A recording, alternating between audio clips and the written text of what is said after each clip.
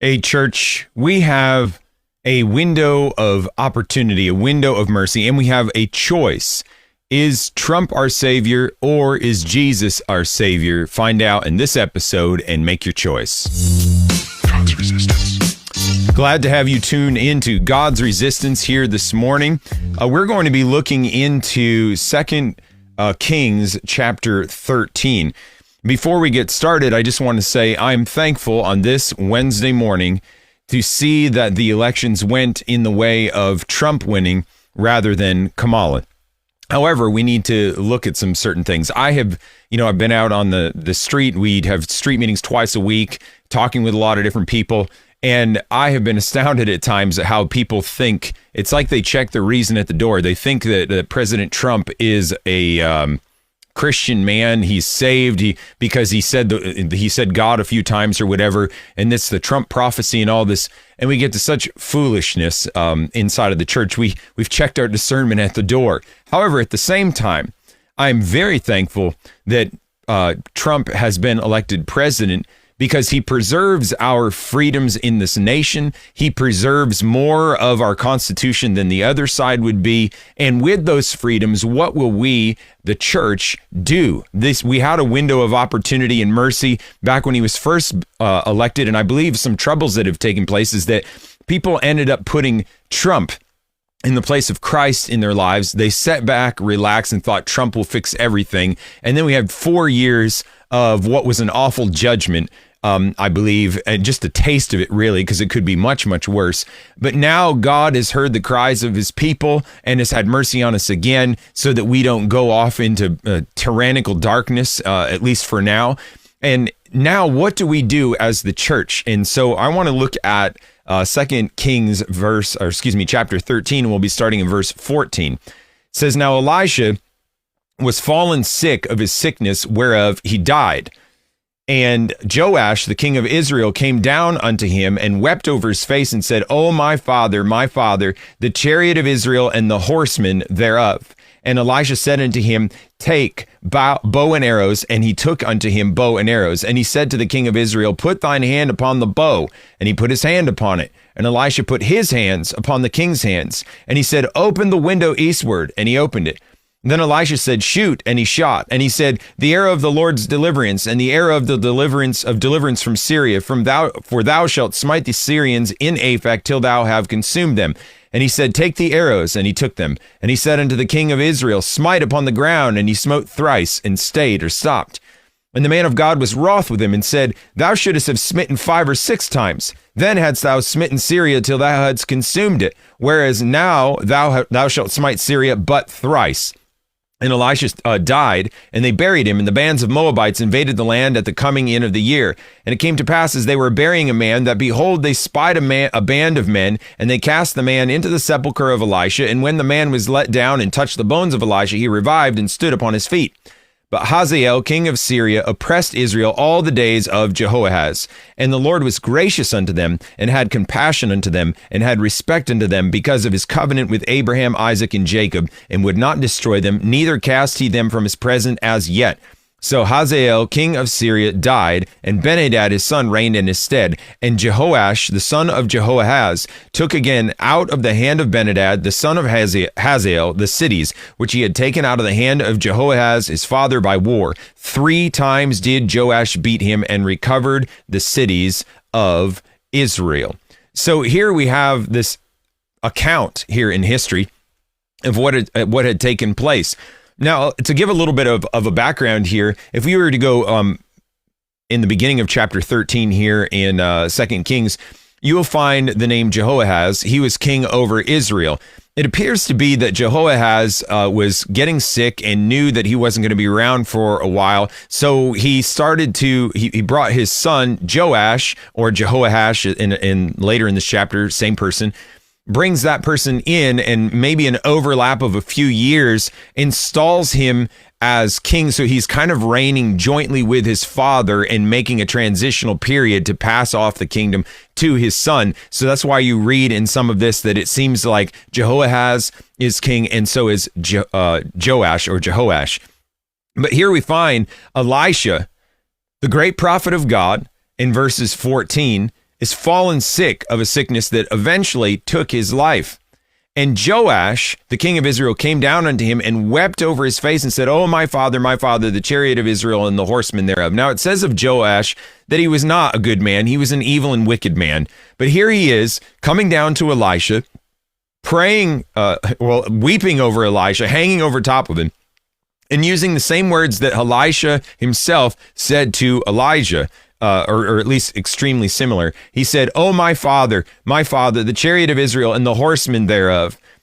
And Elisha said unto him, "Take bow and arrows," and he took unto him bow and arrows. In other words, what is going on here is the king realizes that Elisha is the only reason that Israel stands. Elisha is the only reason that they haven't been utterly destroyed. Elisha is the protection of Israel. It's for Elisha's prayers and Elisha's obedience to God that God has worked through the prophet Elisha and has spared Israel from judgments that could rightly have come against them, right? We're living in a day right now where the same thing is happening, right? It is a window of mercy, and thankful that Trump has been elected as president rather than Kamala Harris, but we deserved. God would have been perfectly just in allowing this nation to just be completely overrun by God-hating communists. And that's exactly what's going on. He would have been perfectly just in doing it, but he's merciful. And he allowed Trump to then be in this position. And, you know, a lot of times we could look at a situation like this and we could think, oh, Trump is the only thing at this point that is stopping communism from overtaking this country. And I think in a sense, we could see that, okay, God has allowed this man to step in and he is very combative against a lot of those things. And so we could look at it that way. But I would back up and say it's God's hand. And I believe it's God's people. People that really love him, that are praying, that are laboring. It's for the small minority of people that are sold out to God, that God in mercy has not done what he could do, what he could rightly do. It is for their prayers. It is for their love to him. It is for their surrender and for their obedience that God has done this very thing. And so here we see something of a parallel or a similarity here. We see that this man Joash, he realizes there's no mercy. There's nothing in him that could recommend him to God. He just simply says, "Oh, Elisha, if you die, our protection is gone."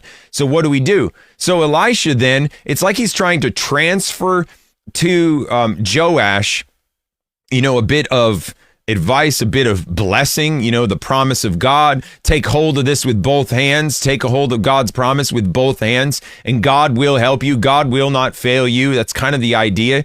And so Elisha says, "Take bow and arrows," and he took unto him bow and arrows. Now, this is something symbolic, which if you look at the prophets in the Old Testament, there was always some kind of action or something they did, or I say it should always, generally speaking, there was generally speaking some kind of action that was a illustration as to they were symbolizing something deeper. And he's doing the same here with the bow and arrow. So he says, "Pick up the bow and arrow."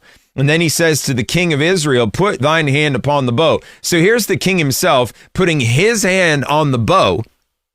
And he is then he's going to draw back. And Elisha, the man of God, puts his hands upon the king's hands, as if like the man of God is going to guide and direct and help govern this king, right? And I would say the same. We're supposed to be praying for those that are in authority over us, that we might live a quiet and peaceable life in all godliness and honesty. If the church is not the light, if the church is not the salt, Donald Trump is going to do nothing. The church has got to be the one guiding his hand. The church has got to be the one, like the prophet Elisha, grabbing hold of the bow and saying, "Here's how you shoot this thing. Here's how you move forward," right? But we step back oftentimes and we're just saying, "Oh, this man will take care of it." Does this man have certain qualities and certain aptitudes that can help in running a country? Absolutely. Does he have a lot of trouble in certain things? Absolutely. Does he really live a surrendered life over to God? Does he live according to biblical principle? Absolutely not. That's why the church needs to be the salt and light for this man and for the conscience, really, of America in a lot of ways. And he says, "You put your hand on the bow," and he puts the hand on the king's hands. And then he says, "Open the window." So they opened the window eastward, and he opened it. Then Elisha said, "Shoot," and he shot. And he said, that is Elisha, "The arrow of the Lord's deliverance, and the arrow of deliverance from Syria, for thou shalt smite the Syrians in Aphek till thou have consumed them." Now, the Syrians had taken over pieces of Israel's land. And it was a very understood thing at that time that symbolically, if you were to take a dart or an arrow, I think it was Alexander the Great did the same thing, where you throw that dart or you shoot that arrow towards the land that you are about to claim. It was symbolic. And I think there was something I read that said they had something like 30 days to respond after that, with maybe trying to agree to terms to try and stay off war, to come to some sort of agreement. If they don't, then that shot of that arrow was certain declaration of war. At the end of this 30 days, the war would take place, right?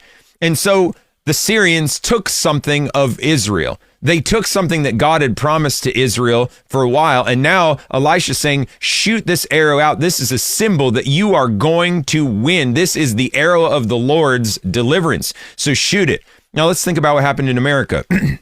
And Trump was in office those 4 years. We had a window of opportunity. I believe the church at large blew it at that point. We just kind of sat back and allowed Trump to be the savior instead of continually seeking God, being out preaching the gospel in the public square, in the public arena, fighting the fight that the church should be fighting instead of the politicians. We backed up and allowed it to be that the politicians would take care of it. The awful thing is, a lot of people that are politicians that call themselves Christians are that in name only. They don't know the saving power of God. They don't know the Spirit of God at all. The fruits of their lives reveal that that's the case. Are they good people in some kind of a sense?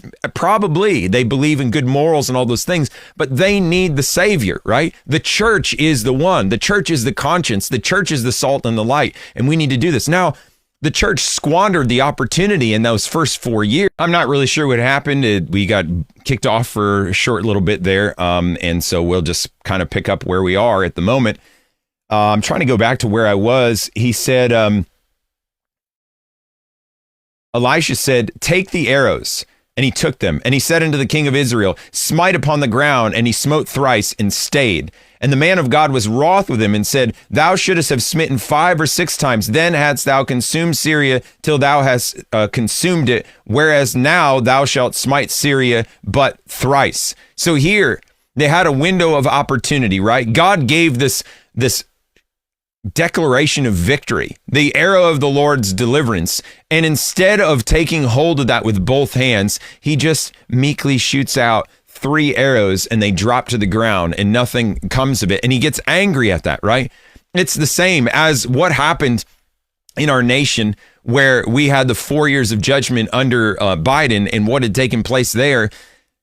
Now, the church sat back and did nothing, thinking that Trump was going to be the savior, the political figure. We're supposed to be the salt and light. We're supposed to be doing these things. And so what are we going to do? Are we going to be like Joash and then just shoot 3 times and stay our hands? Or are we going to say, Lord, you have given us an opportunity, a window of opportunity, a window of mercy, and we're going to take hold of this with both hands while our freedom is preserved. We are going to go forward. We are going to preach the gospel. We're literally going to obey the Great Commission now. I think a lot of the times what has happened is we have stepped back out of the public arena. We are not out sharing the gospel with other people whatsoever. We're just kind of like along for the joyride. We do our thing inside of our own little bubble, but we're not out confronting a culture that is plunged in darkness and wickedness and sin. What we need to do now is shoot the 6 arrows now that we have the window of opportunity. We need to move forward. We need to be militant in the gospel. We need to take hold with both hands this opportunity, spread the gospel like we've never done that before, pray and fast, get together, band together as the church, not allow the world around us to dictate what the church is supposed to look like and feel like, and don't be mean and don't say harsh things. Forget all that. Let's stick to the truth. Let's go out, preach the gospel. Let's not try and do the best that we can to shun the cross, but pick up the cross, follow Jesus. He said the gates of hell will not prevail against the church. Do you believe that? So is Trump your savior or is Jesus your savior? That's what I'd like to know. And so we have to answer these questions. Are we going to be ones that believe God's window of opportunity and promises and take hold with both hands, or will we retreat? If this has been a blessing to you, then I would ask that you would like, comment, subscribe here. Visit www.godsresistance.com, and we will see you in the next video.